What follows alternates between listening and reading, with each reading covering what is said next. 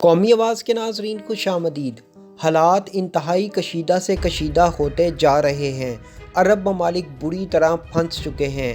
Dubai جو عالمی سیاحوں کے لیے ایک آئیڈیل ملک تھا، اب یہ خواب بننے جا رہا ہے۔ دبئی کا حال افغانستان سے بھی برا ہونے جا رہا ہے۔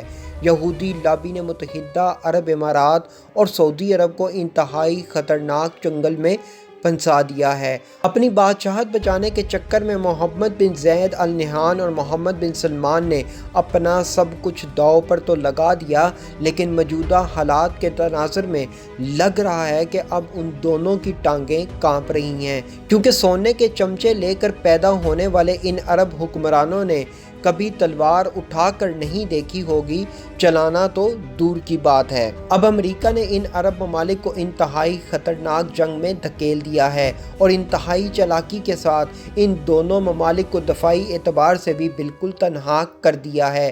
آج کی ویڈیو دوستو آپ کے لیے انتہائی اہم ثابت ہونے جا رہی ہے، جس میں ہم آپ کو مشرق وسطیٰ کی بدلتی صورتحال سے متعلق انتہائی اہم حقائق سے پردہ اٹھائیں گے۔ کیا ایران نے انتقام کے لیے UAE اور سعودی عرب کو چن لیا ہے؟ ٹرمپ کا داماد کون سا خطرناک پیغام محمد بن سلمان کے لیے لے کر اچانک سعودی عرب پہنچ گیا ہے؟ کیا محمد بن سلمان کو ایران کے ساتھ جنگ کے لیے راضی کرنے کا کوئی پیغام دینے آیا ہے؟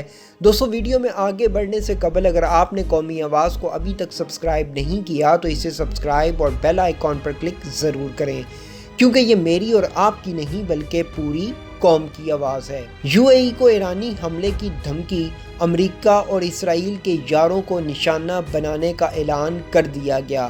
شاہی محلات میں کھلبلی مچ گئی۔ تہران کی اعلیٰ سطحی کونسل نے کس ملک پر سرخ دائرے کا نشان لگا دیا؟ ایرانی فورسز کو کون سا بڑا اختیار دے دیا گیا؟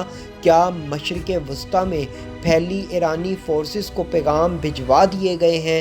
حملے کہاں کہاں ہوں گے؟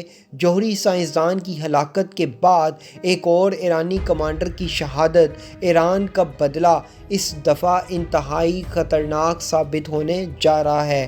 اس وقت سب کی نگاہیں اس ملاقات پر جمی ہیں جو سعودی عرب کے شہر نیوم میں سعودی ولی عہد شہزادہ محمد بن سلمان اور ڈونلڈ ٹرمپ کے مشیر جیرڈ کشنر کے درمیان انجام پانی ہے۔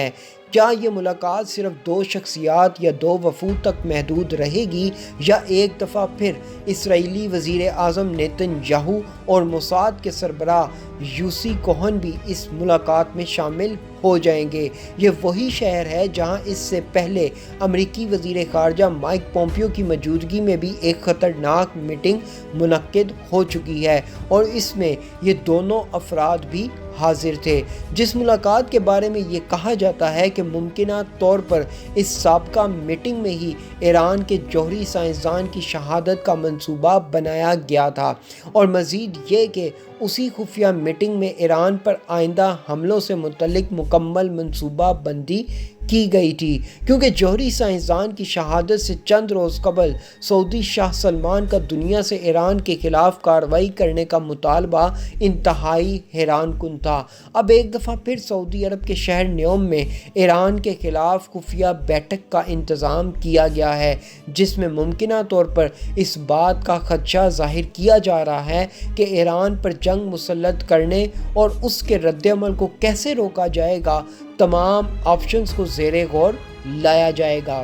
ذرائع سے یہ بھی بات معلوم ہوئی ہے کہ ادھر امریکی صدر ٹرمپ کے داماد سعودی عرب پہنچے ہی تھے، عین اسی وقت ایرانی سپریم لیڈرشپ نے امریکہ سمیت UAE کو پیغام بھجوا دیا، بلکہ میں تو اس کو پیغام نہیں بلکہ ایران کا اعلان جنگ ہی کہوں گا، جس میں ایران نے امریکہ UAE کے پرنس شیخ زید آل نہیان کو براہ راست دھمکی دے ڈالی ہے کہ اگر UAE نے امریکہ کے پیچھے لگ کر اپنی سرزمین ایران کے خلاف استعمال کی تو پھر دبئی UAE کا وہی حال کریں گے جو اس وقت افغانستان کا ہے۔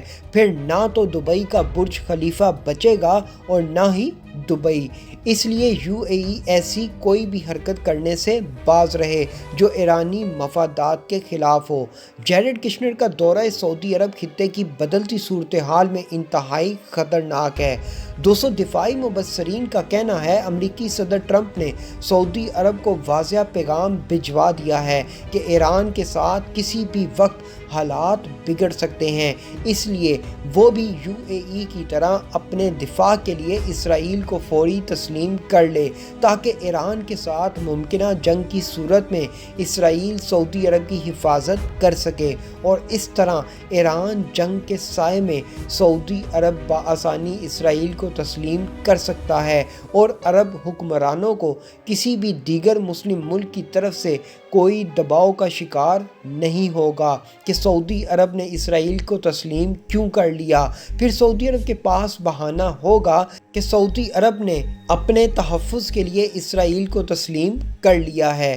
دوسری طرف سعودی عرب کی طرف سے ایران کے خلاف بیانات آنے میں تیزی آتی جا رہی ہے۔ سعودی عرب کے وزیر برائے خارجہ امور عادل الجبیر نے کہا کہ وزیر خارجہ جواد ظریف ایران میں کسی بھی منفی واقعے کے لیے سعودی عرب کو مورد الزام دینے کے لیے بے چین ہیں۔ ایرانی وزیر خارجہ محمد جواد ظریف نے انسٹاگرام پر جاری ایک بیان میں ایران کے خلاف سازش کا الزام عائد کیا تھا کہ محسن فخری کے قتل کے تانے بانے سعودی ولی عہد شہزادہ محمد بن سلمان اور اسرائیلی وزیر اعظم نیتن یاہو کے مابین سعودی عرب میں ہونے والی ایک مبینہ خفیہ ملاقات سے ملتے ہیں۔ ایران کے اس الزام کا جواب دیتے ہوئے سعودی وزیر خارجہ کا کہنا تھا ایران کسی بھی منفی واقعے کے لیے سعودی عرب کو مورد الزام قرار دینے کے لیے بے چین رہتا ہے۔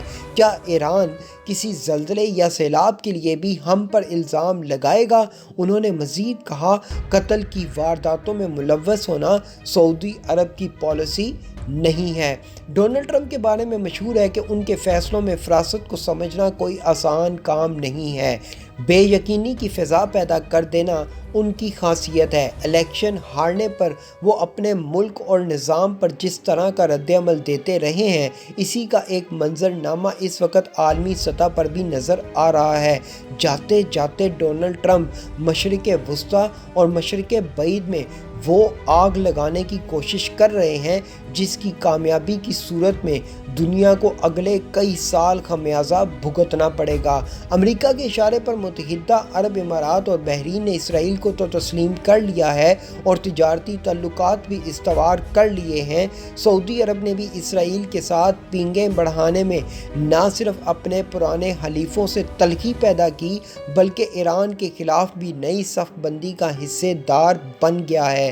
سعودی عرب کی مذہبی اہمیت کی وجہ سے مسلم امہ میں ایک قدر و منزلت ہے جسے محمد بن سلمان اپنے حالیہ فیصلوں سے داؤ پر لگا رہا ہے۔ آنے والے 48 گھنٹے مشرق وسطیٰ میں بدلتی صورتحال کے لیے انتہائی اہم ترین ثابت ہونے جا رہے ہیں۔ ایسی مزید معلوماتی ویڈیوز دیکھنے کے لیے قومی آواز کو سبسکرائب اور بیل آئیکن پر کلک ضرور کریں، کیونکہ یہ میری اور آپ کی نہیں بلکہ پوری قوم کی آواز ہے۔